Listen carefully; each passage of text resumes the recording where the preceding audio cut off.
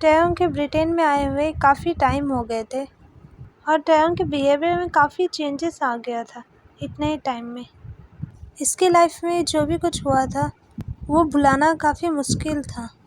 पहले जंगकुक का आना, फिर जेके का आना, फिर दोनों का साथ होना, उसके बाद दोनों से ब्रेकअप हो जाना।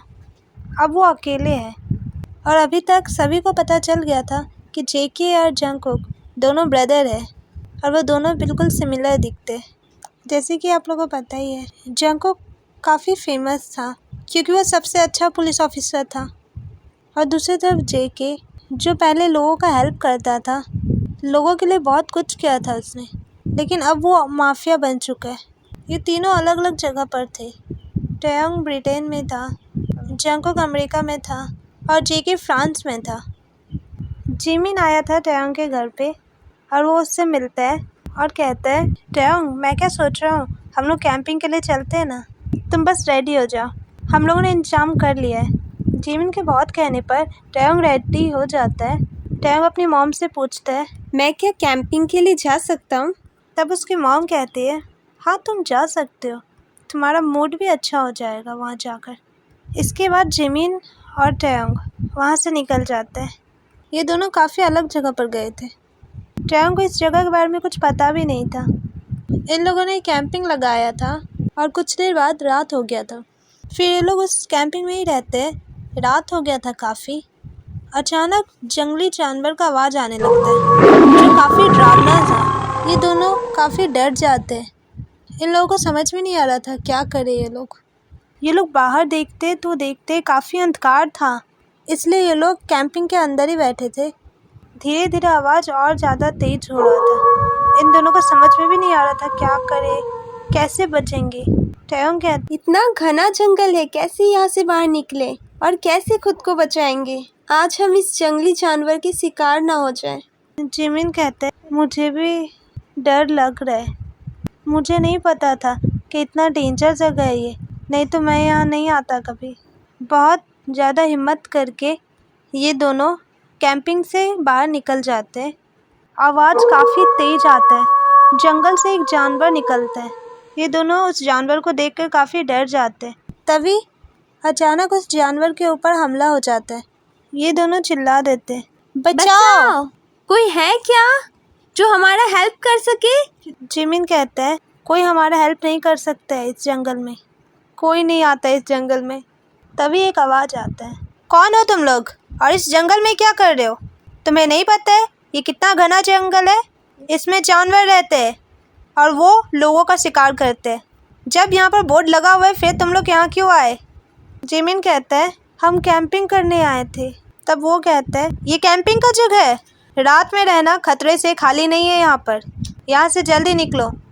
इतना कहकर वो सामने आता है। उसे देखने के बाद जिमिन कहता है, ये जेके है या जंगकुक? तुम्हें समझ में आ रहा है टैयोंग? क्योंकि मैं तो पहचान नहीं पा रहा हूँ। तब टैयोंग कहते हैं, जंगकुक है ये। ऐसे जंगकुक, तुम यहाँ पे क्या कर रहे हो? जंगकुक कहते हैं, ये सवाल मुझे पूछना चाहिए ना तुम लोगों से, मैं पुलिस हूँ, हमारा नाइट ड्यूटी था। इस जंगल में आने से सबको मना किया जाता है, लेकिन फिर भी कुछ लोग यहाँ आ ही जाते हैं, चाहे उसको कितना भी मना करे, क्योंकि बोर्ड तो उन लोगों को दिखता नहीं है। तब टैयोंग कहता है, हमें माफ़ कर दो, हम समझ गए, हमें पता नहीं था कि इतना खतरनाक जगह है ये। हम लोग रात में आए थे ना, इसलिए हमें बोर्ड नहीं दिखा। क्या तुम हमें इस भयानक जंगल से बाहर निकाल सकते हो? क्योंकि हमें नहीं समझ आ रहा है हम कैसे निकले और देर यहाँ पे नहीं रह सकते हम। जंगकुक कहते हैं, इस जंगल से बाहर तो निकाल सकता हूँ, लेकिन आज नहीं, कल, क्योंकि आज हम लोगों को यहीं पर रुकना है। हम लोगों का कैंप लगा हुआ है, चाहो तो तुम लोग ज्वाइन कर सकते हो अगर तुम्हें कोई प्रॉब्लम ना हो तो। जिमी ने सारे कैंप को फोल्ड कर लिया। फिर जंगकुक के साथ ये दोनों जाने के लिए तैयार हो जाते हैं और ये लोग वहाँ से जाते हैं। वहाँ पर काफ़ी सारे कैंप लगे हुए थे। जंगकुक अपने साथी से बोलता है, कैंप में जगह है, देखो तो कौन से कैंप खाली है, इन दोनों को शिफ्ट करना है वहाँ पर। वो कैंप को देखता है, फिर वो वापस आकर बोलता है, जंगकुक सर, क्या है कि कुछ प्रॉब्लम आ गया है, सभी कैंप में लोग हैं, अब सिर्फ 2 ही कैंप खाली है, एक है आपका और एक है मेरा। जिमिन कहता है, जंगकुक तुम अपने कैंप में ही टैयोंग को सुला लो, तुम रह लोगे ना टैयोंग? तुम अनकम्फर्टेबल महसूस नहीं करोगे। पहले से ही तुम जंको को बहुत अच्छे तरीके से जानते हो, पहले भी रह चुके हो, अब भी रह सकते हो। और उस आदमी को बोलता है, जिमिन मैं तुम्हारे साथ तुम्हारे कैंप में रह लूँगा। वो भी रेडी हो जाते हैं। जिमिन और वो कैंप में चले जाते हैं। जंको कहते हैं, चलो टैंग मैं तुम्हें कैंप दिखाता हूँ, तुम अंदर जाओ, मैं बाहर रहूँगा, मैं बाद में आऊँगा। टैंग को लगता है शायद जंको उसके साथ कंफर्टेबल महसूस नहीं कर रहे, इसलिए वो अंदर नहीं आ रहे। तब टैंग कहते हैं, मैं भी तुम्हारे साथ बाहर घूमूंगा थोड़ी देर तक। फिर ये दोनों बाहर साथ में ही घूम रहे थे। घूमते घूमते ये लोग बात भी कर रहे थे।